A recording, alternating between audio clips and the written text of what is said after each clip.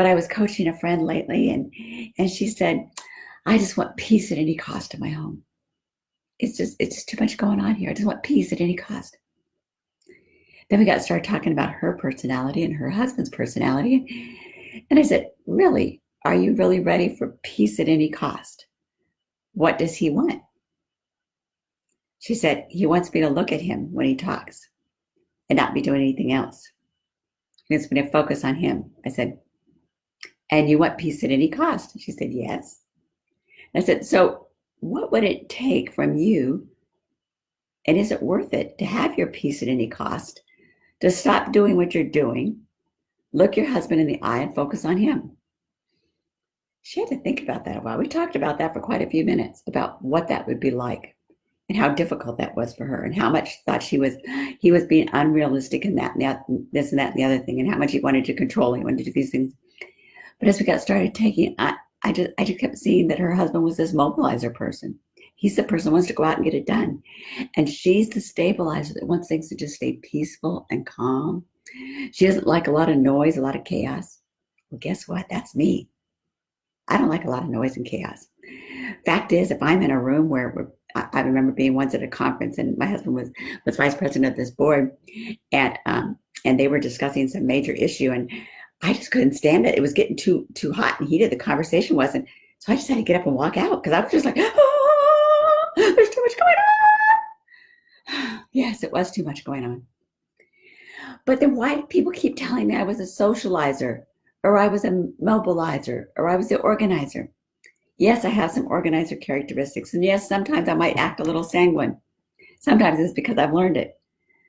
But I keep trying to figure out, what really am I? I realized that many times I became another personality. I acted like a different person to please people.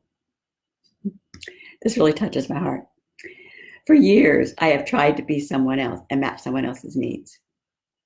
And I'm so glad you joined me, Ruby. Thank you. You may really relate to this. I don't know quite which personality you are, but I'm so happy when Ruby joins me. She joins me from Germany, in case you all don't know.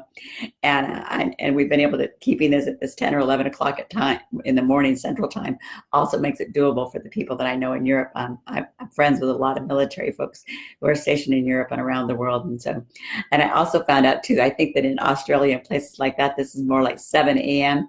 where for Ruby, it's in the evening after dinner. And so this is a great time to be able to catch the early morning folks, the late night folks in the middle of the day. So thank you, Lord, for all the around the world people you've been able to give me. But I've tried to act as a stabilizer like every other different personality. Now, this may be true for you. You may try to act like some other personality. But let me give you some hi, Ruby, some of the characteristics here of the stabilizer, and then I tell you what I did, okay? Now, maybe you want to know what I did first. Let me tell you what I did first. Well, I have learned to be the socializer when I'm out in public speaking. I love to talk with people. Hi, Marcella, glad you're here and joined us too. We're talking today about the stabilizer, this person that wants peace at any cost. It might be your husband, it might be you, it might be a friend you know. But this is me, so I get to talk about me today some, so you get to learn more about me. But in social settings, I've learned how to be this, how to tell a good story. In fact, it's telling good stories comes easily to me. So I might have quite a bit of socializer in me. I'm not sure about that. But and I've learned by being a military wife for so many years how to intermingle with people and how to carry on a conversation with people I just met, and how to get conversations going. So a lot of that is learned behavior, learning I've watched other speakers. I've learned which ones do I like, and I've tried to emulate them. And that's made me sound more like a socializer when I talk. I'm a very detailed person, so I like to have things organized. I remember too, as a little girl, my room was just however I wanted it to be. And one day my mom came in and said, your room looks like a pig pen. I'm now a grandma myself. So this was when I was a little tiny girl. I was probably 5 or 6. And my mama told me my room was a pig pen. And those words stuck with me for the rest of my life.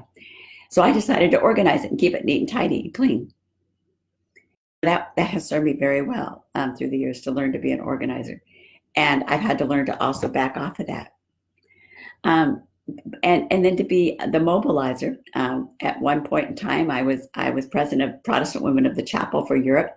At that point, that organization was alive and well in Europe, along with the United States, and I loved what I did. I got to work with chaplains from many different services, with women's Bible study groups throughout Europe, military women's Bible study groups throughout Europe, travel throughout Europe. And at one point, 3 of the chaplains, towards it got to the end of my term, told me that they really appreciated working with me, that I was one of the best presidents they worked with. And I thought, well, golly, how can I be one of the best presidents they worked with? And yet, this was never something I wanted to repeat again in my life. So we also now have Lydia and Linda here. Thank you guys for joining me. I'm so glad you're here. We're talking today. I love all these little fun things you guys send me. It's just really fun. You make this a joy to be here. But we're talking today about the stabilizer. We've got 4 personalities. So let me just remind you what they are. The social, and yes, I do have a cast on my hand. The socializer wants life to be party, wants everything to be fun. And they could talk with anybody, and they're usually the life of the party, and they're the ones that out there talking to everybody. The mobilizer we talked about is the one that's got a project. They like a challenge. They like to go get something done. They're also very good at delegating and leading people. They're the natural born leaders. Then last week we talked about the organizers. They're the one that's going to organize everything and keep everything neat and tidy. We all need organizers in our lives. Those people that'll get us know where things are, and that they have their houses neat and tidy, and they know right where things are. They're a great one to organize a project for you. And then there's the stabilizer.